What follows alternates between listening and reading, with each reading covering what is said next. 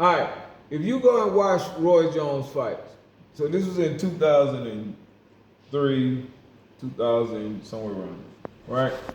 If you look at Roy Jones' hands when he's in a defensive posture, when he just fighting, he really uses his legs a lot.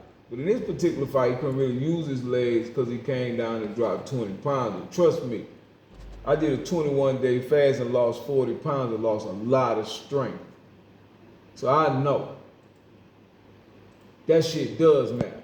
All right, now, the way Roy Jones holds his hands, he holds his hands in a Philly shell posture, right? What does that mean? The way the Philly shell is like this, where he has his hand right here to catch jabs and right hands with this. And usually he'll drop his hand and it'll come across his waist a lot. He do that a lot. But when he put his hands up the block, when he on the ropes, he'll use both hands, right? But his hands would be in the Philly shell posture, right? He had terrible defense for his blocking. So he would use his reflexes and he would deflect hooks off of his shoulder. He didn't do it a lot, but he did it. So sometimes he'll come out like that and catch the jab. He was unorthodox, but he did use a form of the Philly shell. He used it, but he used a lot of the different postures and defenses with the hands. He'll put his hands up in a high guard. See how he got that hand right there in front of his chin? That's a form of the Philly shell. So then he would turn his shoulder when somebody throw the hook and deflect the punch off of his shoulder. Roy did a lot of different things for his defense, but most everything was with his legs and his reflexes. That's why I say he did partially a Philly shell. That was Will Kinsler should have fixed that if he knew boxing, but he ain't know that. Roy Jones' defense should be like, far as blocking, should be like a 60, because he don't really block punches like that.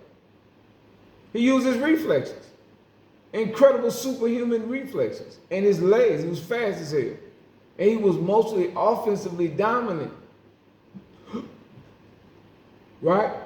But the way the game is made, now see how he put that hand up like that? See how he doing it?